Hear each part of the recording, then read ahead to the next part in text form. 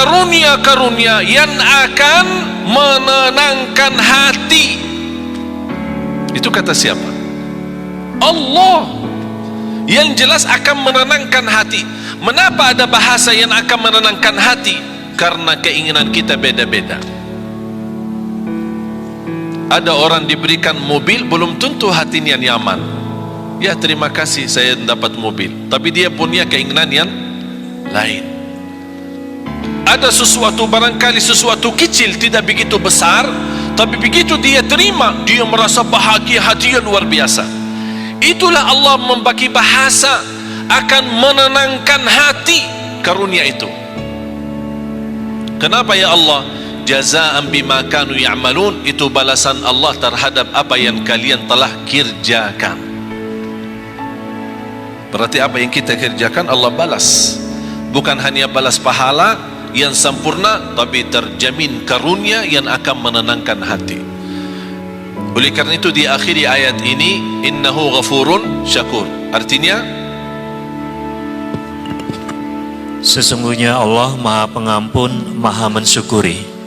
Apa hubungan Allah Maha Mengampun dan Maha Mensyukuri? Allah Maha Mengampuni ketika kita membaca Al-Quran masih banyak kesalahan. Daripada yang salah tapi tidak pernah baca Quran. Salah baca Al-Quran masih termasuk diampuni Allah daripada yang salah tidak pernah baca Quran. Artinya jangan ada yang berkata saya takut salah. Allah sudah berkata Allah Maha Mengampuni. Salat, pasti salat kita banyak kekurangan. Sunnah qabliyah ba'diyah, masbuk berapa kali, ketiduran salat subuh, Allah Maha Mengampun. Asal ketika kita salat harus kita juga komitmen sama diri. Jangan karena Allah Maha Mengampuni kita malah jadi malas-malasan. Justru harus kita menjadi orang yang malu. Allah memberikan kesempatan untuk kita bertaubat dan memperbaiki lagi supaya menjadi lebih baik. Salatnya lebih baik sama Al-Qurannya, lebih baik sedekahnya. Termasuk kata sedekah. Apa urusan sedekah sama Allah Maha Mengampuni? Pasti dalam memberikan sedekah kita tidak akan terlepas daripada sifat bangga, merasa diri, oh saya bersedekah, ini orang lebih kaya tapi tidak pernah bersedekah. Namanya kan hati, perasaan. Ada ucapan-ucapan barangkali kita tidak pernah ucapkan lidah, tapi perasaannya yang ucapkan, hati yang ucapkan. Allah mengampuni dosa itu. Terus syakur, innahu ghafurun syakur. Saya ingin Bapak Ibu tolong kalau bisa belajari hafal ayat 2 ayat ini. Surah Fatir, surah 35 ayat 29 dan 30. 2 ayat saja. Belajari, dalami, kalau bisa hafal. Luar biasa manfaat dan dahsyatnya. Memberikan keyakinan yang luar biasa. Syakur. Apa hubungan syakur sama tilawatul Quran, baca Quran, sama mendirikan salat, sama sedekah? Pertama harus kita sepakati apa arti syakur. Ayo, apa arti syakur? Syakur kan Asmaul Husna, salah satu nama Allah. Kalau di bahasa Indonesia kan syakur itu yang maha mensyukuri, tapi masih belum pas. Dan selalu saya sampaikan ke jamaah, belum ada dan tidak akan ada, belum ada dan tidak akan ada bahasa yang mampu kupas isi Al-Quran selain bahasa Arab. Bahasa Inggris, bahasa Indonesia, bahasa Melayu, bahasa apapun, hanya kemampuannya terjemah saja. Isinya lebih dalam, lebih terlihat, mutiara-mutiaranya, keindahannya, tidak ada bahasa yang bisa, hanya bahasa Arab. Ketika saya membaca innahu ghafurun syakur, saya faham apa maksudnya syakur di sini dibandingkan dengan amalan yang Allah sebutkan sebelumnya. Syakur dalam bahasa Arab, tolong hafal, huwallazi yu'ti al-ajra al-kathir bil-amalil qalil, yang artinya asy-syakur yang menjaminkan pahala yang banyak dengan amalan yang sedikit. Itu namanya syakur, yang memberikan pahala yang banyak dengan amalan sedikit. Mau tahu buktinya? Salat kita berapa waktu? Salat kita berapa waktu? 5. Allah berikan pahala berapa? Tahu enggak pahala salat? 50. Waktu Isra Mi'raj, Allah menetapkan 5 waktu. Apa kata Allah kepada Nabi Muhammad? Kepada umatmu saya perintah 5 waktu dikerjakan, tapi pahalanya 50. Hadis Rasulullah SAW, barang siapa yang menjaga sunnah qabliyah ba'diyah 12 rakaat, di Sahih Muslim, 12 rakaat sehari dan semalam, yang namanya sunnah qabliyah ba'diyah, dapat rumah di dalam surga. Barang siapa yang mengikuti salat subuh, ini hadis sahih, barang siapa yang ikuti salat subuh berjamaah dapat pahala seperti orang salat malam sepanjang malam. Padahal sepanjang malam tidur, mana kita mampu salat malam sepanjang malam. Hanya dengan subuh jamaah, berjamaah subuh, pahala sepanjang malam kita dapat. Lebih dahsyat lagi sunnah qabliyah subuh, lebih baik, lebih besar pahalanya daripada dunia dan segala isinya. Itulah syakur, amalan sedikit tapi pahalanya besar. Kalau Allah tidak syakur, memberikan pahala yang banyak dan amalan sedikit, kita tidak bisa kejar umur kita dibanding umat yang terdahulu. Satu malam Lailatul Qadar, Bapak Ibu, pahalanya 83 tahun, padahal umur kita belum tentu 83. Itulah syakur. Allah memberikan dengan amalan yang sedikit tapi pahala yang banyak. Saya tanya anda sekalian, ketika ada orang membantu kita, memberikan tolongan apapun, dari segi bantu pinjaman atau bantu kendaraan, kita perlu ada acara, kita pinjam mobilnya sebentar, tapi di saat kita minta tolong orang itu dan dia berkenan membantu kita, benar-benar di saat yang sangat membutuhkan bantuan tersebut, kira-kira bagaimana perasaan berterima kasih kepadanya? Tinggi kan?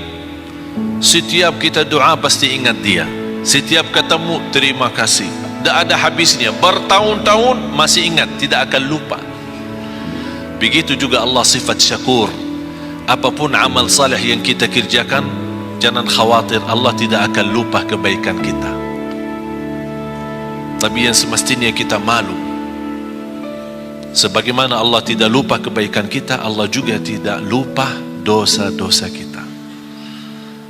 Tapi subhanallah, tanda Allah syakur, ketika kita berdosa, Allah perintahkan malaikat jangan dituliskan dulu. Disebutkan berbagai macam riwayat, diberikan kesempatan 3 hari supaya taubat. Kalau dia taubat, sadar, malu, diampuni dosa, tidak perlu ditulis. Dan begitu luar biasa syakurnya Allah kepada manusia. Dan amalan yang sedikit diberikan pahala yang banyak. Dan sedekah Allah subhanahu wa ta'ala, ini saya kaitkan antara hubungan Quran, sedekah sama syakur. Yang kita beri kepada Allah berapa? Dan yang Allah berikan kepada kita berapa? Rizki yang kita miliki Bapak Ibu, kalau kita mau hitungkan harus kena denda dan bayar, mana orang sanggup? Setiap mau hirup udara yang segar harus bayar. Setiap mau buka mata harus bayar. Mau tutup lagi harus bayar. Mau bergerak satu langkah harus bayar. Sanggup gak hidup? Tidak bisa. Tapi Allah memberikan banyak, dan Allah tidak minta yang banyak. Zakat pun yang namanya zakat harta 2,5%. 2,5%. Mengapa 2,5%? Harta Allah berikan banyak, tapi Allah tidak minta yang banyak, supaya sisanya buat nikmati. Silahkan nikmati. 2,5% setiap hari? Tidak. Kira-kira kalau setiap hari 2,5% gimana? Sanggup gak? Setiap bulan? Bukan, setahun sekali. Contoh, pegawai, karyawan, orang bekerja yang menerima gaji, kalau gaji anda 10 juta atau 5 juta, Ustaz jangan 5 juta terlalu banyak, ya udah 2 juta, 2 juta per bulan, dalam satu tahun berapa? 24 juta, berarti ada zakat kan? Tapi banyak orang salah hitung. Selama 1 tahun anda punya keperluan, kontrak, ada kos-kosan, pulsa, makan di jalan, bayar ini, bayar itu, ada cicilan, tagihan handphone, cicilan, bajunya cicilan, semuanya cicilan.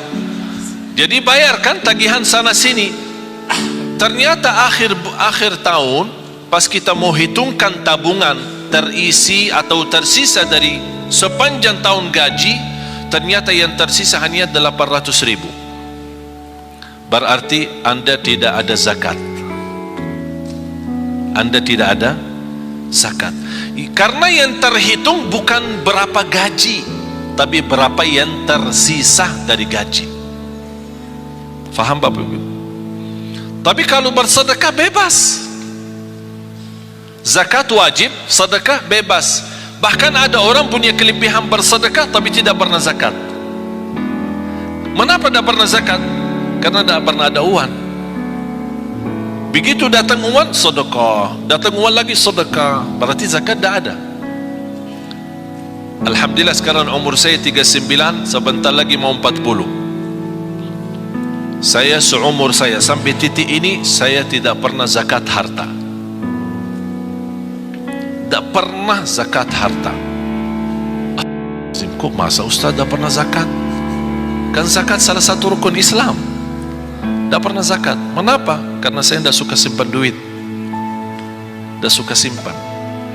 Kalau begitu suka simpan, Allah ajarkan, jangan lupa zakat. Supaya Allah biasakan manusia jangan suka simpan duit. Jangan terlalu cinta dunia. Kalau sudah duit terkumpul, begitu mulai kurang angka-angkanya, mulai pusing, sakit. Yang awal-awalnya 50 juta, banyak nolnya, begitu kurang nol, ini nolnya kemana ini? Ternyata nol berharga. Allah menajarkan supaya kita jangan terbiasa cinta nol itu, supaya mudah membagi. Banyak yang Allah janjikan.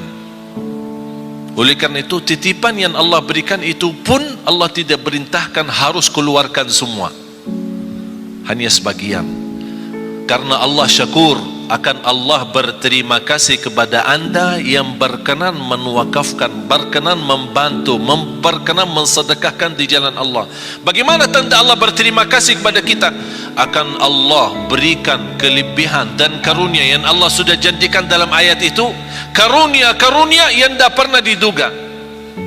Bisa karunia keturunan, bisa karunia penghafal Al-Quran. Ada orang dan Masya Allah rajin sedekah. Saya punya ibu saya orang awam, bukan ulama, bukan ustazah, awam. Bahkan termasuk buta huruf, dah bisa baca Quran, baru saja mulai baca. Bagaimana dia bisa memiliki anak 12, termasuk saya, 12 bersaudara, 9 laki-laki, 3 perempuan. Di antara 12, 10 penghafal Al-Quran, 30 juz, bukan juz 30. Soalnya mohon maaf, kalau di Indonesia bilang hafiz, banyak orang bilang hafiz, tapi hafiz cuma juz amma, juz 30, udah dianggap diri hafiz.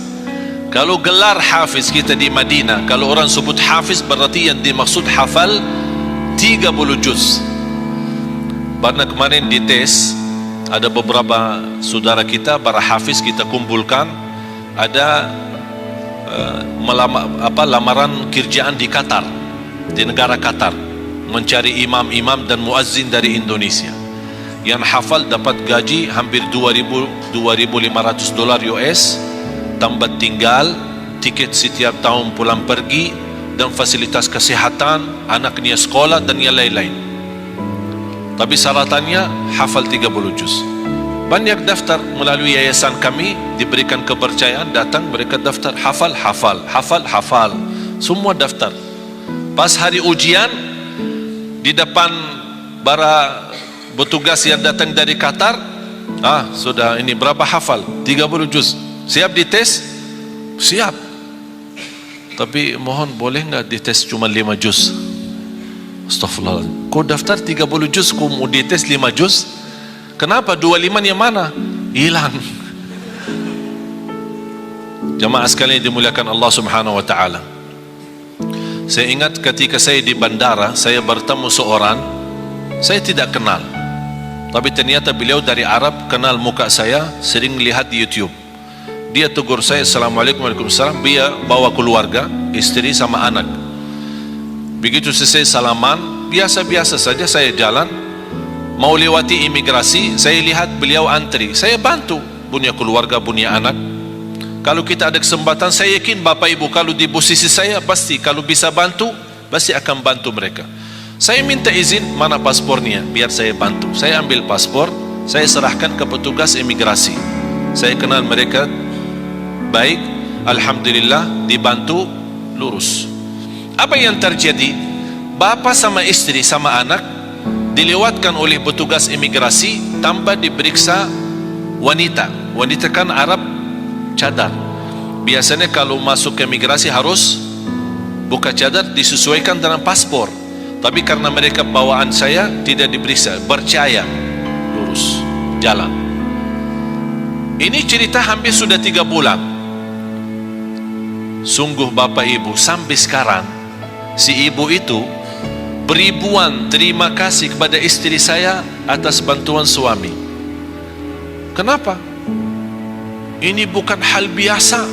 Kita bisa diluruskan di depan imigrasi tanpa kita dilihat muka. Mereka menganggap perbuatan yang kita bantu hanya hal biasa. Menurut saya biasa, hal kecil, tapi bagi mereka itu bukan kecil. Begitu luar biasa, setinggi harapan mereka, setinggi perasaan mereka untuk mengucapkan terima kasih. Padahal ini sudah 3 bulan lebih. Allah Subhanahu wa ta'ala maha besar. Lebih tinggi terima kasih Allah kepada manusia ketika berbuat kebaikan. Syaitan paling tidak suka istighfar. Kenapa syaitan tidak suka istighfar? Tahu enggak kenapa? Syaitan bekerja keras pagi, siang, sore, malam untuk menggoda manusia.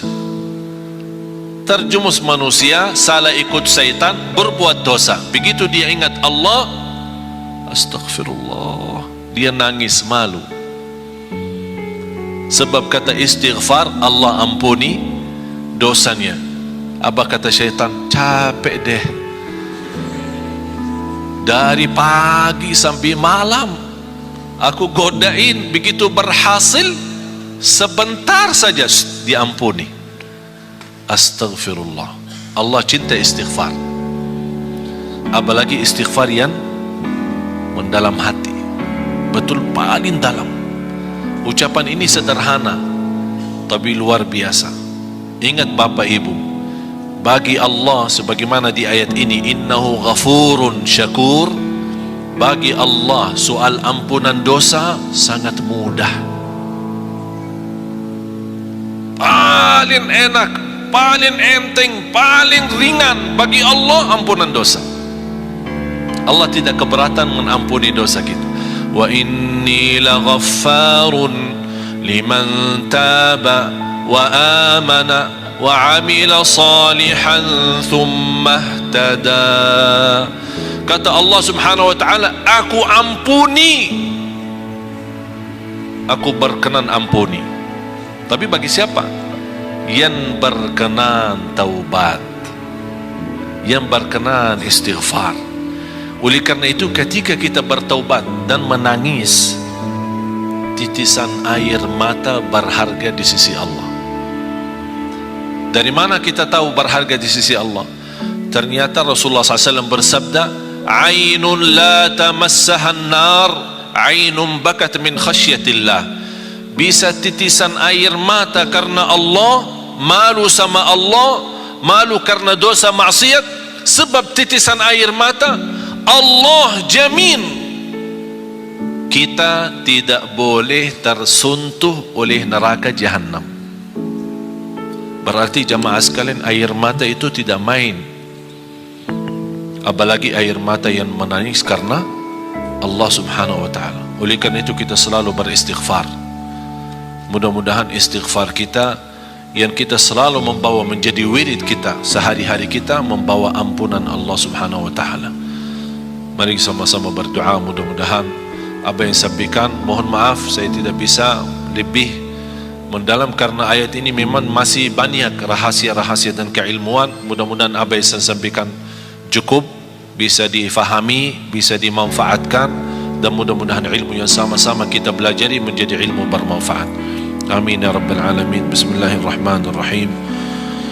Alhamdulillahi rabbil alamin. Allahumma salli ala sayyidina Muhammad wa ala ali sayyidina Muhammad. Ya Allah, ya Dzal Jalal wal Ikram, berilah kepada kami petunjuk kepada jalan yang lurus. Hidupkanlah kami dalam keadaan iman, wafatkanlah kami dalam keadaan Islam, akhiri hayat kami dengan husnul khatimah. Ya Allah, jadikan kami senantiasa bersama hamba-hamba-Mu yang salih-salihah. Ya Allah, aku mohon untuk semua yang hadir di saat ini dan selepas acara ini, masing-masing diampuni oleh Allah segala dosanya, disucikan hatinya, dibersihkan jiwanya, diselamatkan setiap langkah-langkahnya. Ya Allah, jadikan sisa umur kami, ya Allah, lebih baik daripada yang sudah lalu. Pimpinlah kami, ya Allah, agar kami membawa keluarga bahagia, sakinah, mawaddah, rahmah, keturunan kami anak salih salihah. Ya Allah, yang belum berjodoh, berikan ya Allah berjodoh yang menenangkan hati, yang membawa nama baik Islam untuk keluarganya. Birahmatika ya arhamar rahimin. Atas izin-Mu ya Allah, kami sama-sama berkumpul di masjid ini. Ya Allah, atas izin-Mu berilah kepada kami kemuliaan, sama-sama jumpa lagi di dalam surga-Mu ya Allah, di dalam surga-Mu ya Allah, bersama Nabi Muhammad sallallahu alaihi wasallam. Birahmatika ya arhamar rahimin. Allahumma ighfir lana. Ya Allah, jadikan kami semua ahlul Quran, ahlul Quran, penhafal Al-Quran, berakhlak-akhlakul Quran, yang berjiwa-jiwa Al-Quran, yang berjuang untuk Al-Quran, agar kami mampu menjadikan Al-Quran membumi di Indonesia ya Rabbal Alamin. برحمتك يا أرحم الراحمين. ربنا تقبل منا إنك أنت السميع العليم وتب علينا إنك أنت التواب الرحيم. ربنا آتنا في الدنيا حسنة وفي الآخرة حسنة وقنا عذاب النار. وصلى الله على سيدنا ونبينا محمد وعلى آله وصحبه وبارك وسلم والحمد لله رب العالمين. آخر الكلام سبحانك اللهم وبحمدك أشهد أن لا إله إلا أنت أستغفرك وأتوب إليك. والسلام عليكم ورحمة الله وبركاته.